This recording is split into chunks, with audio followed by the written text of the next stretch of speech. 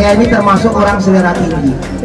Karena untuk rekan-rekan Babinsa dalam suasana yang penuh dengan kebahagiaan.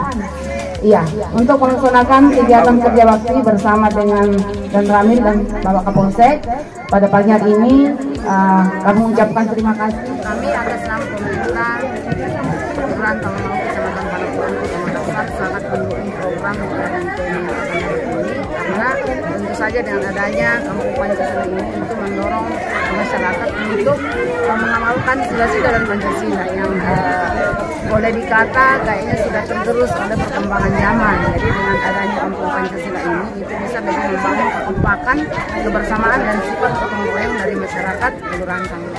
Yaitu sifat gotong royong karena kan dengan adanya perkembangan zaman itu kan orang sepertinya hidup masing-masing di rumahnya dengan HP-nya masing-masing, sibuk dengan informasi-informasi yang bersumber dari media sosial. Jadi kayaknya mengurangi interaksi sosial seperti itu. Tapi dengan adanya Kampung Pancasila ini itu lebih membangun kebersamaan dan kekompakan warga khusus di dalam mensukseskan program-program pemerintah.